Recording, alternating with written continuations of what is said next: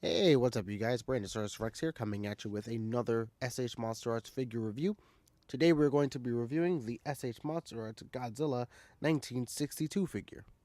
So before we take a look at the figure, let's take a look at his box.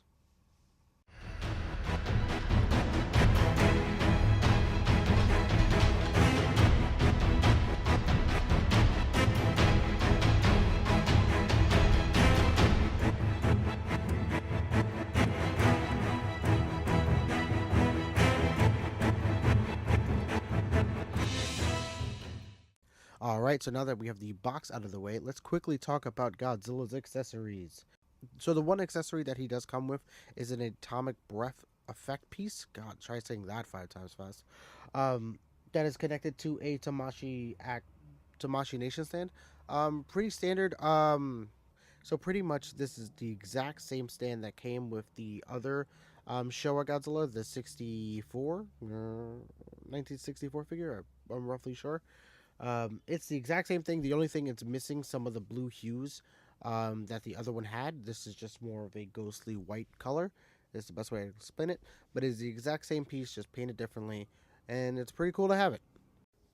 Alright, so moving right along, let's talk about Godzilla himself.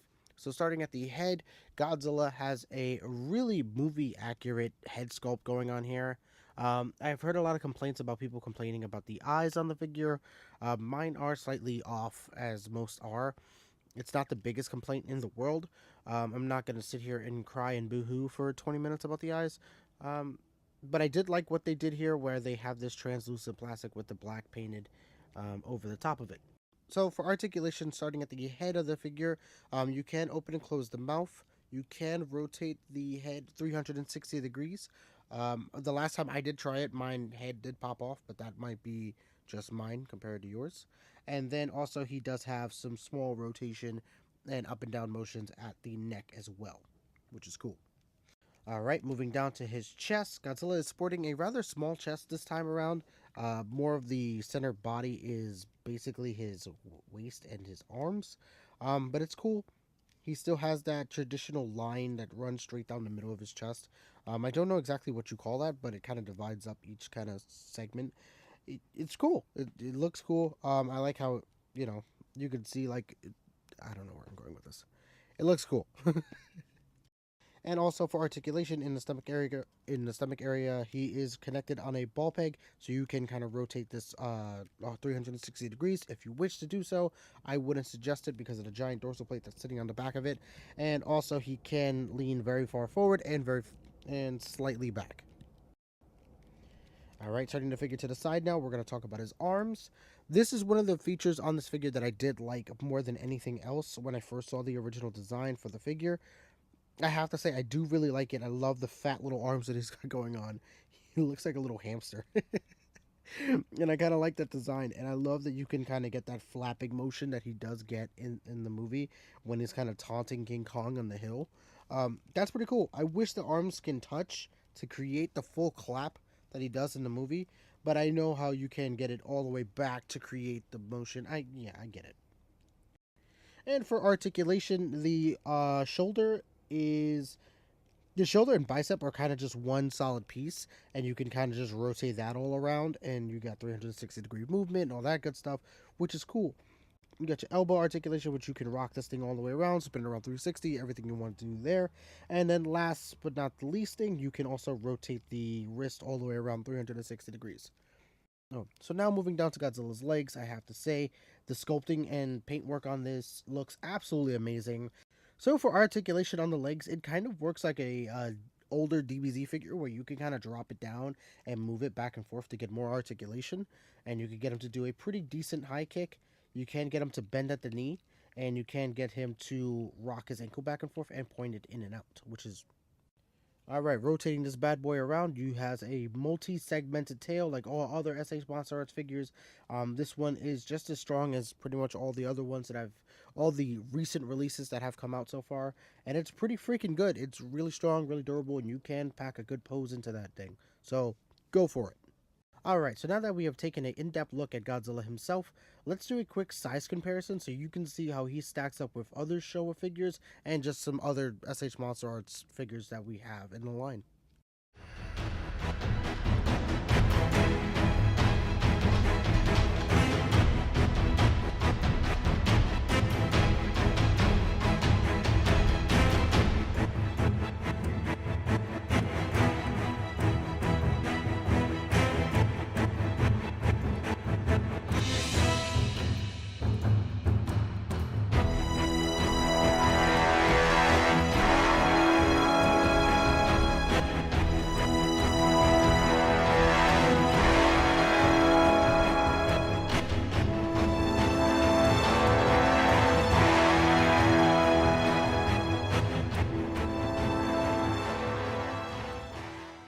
All right, so to wrap up this review, I have to say that the MonsterArts Godzilla 1962 figure is pretty freaking cool. It's not one of those standout, like jaw-dropping, amazing pieces that's going to be in the collection. I think for more fans of the Showa era, this is the figure that they're going to lean towards. This is going to be their, holy grail figure, kind of like the 64 was for a while. And seeing how this is a rather bigger figure than the 64, it also adds to that bonus, which I like because I like the MonsterArts figures roughly around that 6 to 7 inch scale. I don't like the 5 to 4 inch scale that some of them were coming in, like Mechagodzilla and also the 64 figure. I don't like how small they are comparing to the rest of these guys. I love the fact that this is a bigger Showa figure. He does stand out in with the rest of the Godzillas. I get a lot of I get a lot of people who come and look at my collection who say, "Oh, it's just they're all just the same thing. They all look the same." So he kind of does stand out in a sea of Godzillas that look pretty much the same with all the repaints and stuff like that.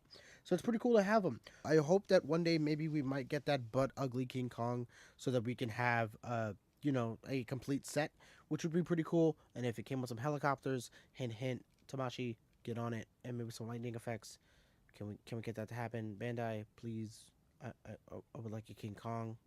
I would like a King Kong. I would like a King Kong, please, to go with this figure. That would be amazing. All right, so just a final thought: if anybody would want to know my recommendation, if whether they want to buy this now or wait for some kind of deal, whatever, I would say you might want to wait. There might be a repaint of this that comes down the line that might be better than this. This figure is kind of expensive, roughly sitting at $110, or I've seen it at $150 with shipping and stuff like that. I don't think it's really worth that. I just think that if you're going to go for some of these Bandai IP figures, just make sure that you're getting them directly from the source and don't try to do the aftermarket and wait. I feel like these are those kind of figures that you have to jump on immediately from the get. So that's going to wrap it up for me. If you enjoyed this review and you want to see more like it, please hit the subscribe button down below. I don't post very often, but I try to, I guess. I don't know what to say anymore. But yeah, if you want to see some cool photos and stuff like that, you could also check out my Instagram. That's mainly where I post a lot of the stuff, and you can see where a lot of my updates are coming. I did want to start using my Twitter for more stuff and updates and things like that, but I don't really like Twitter, so it's really up to you guys. But you could also follow me on Facebook as well. There's links all in the description and stuff like that. And I'll catch you guys next time. Peace.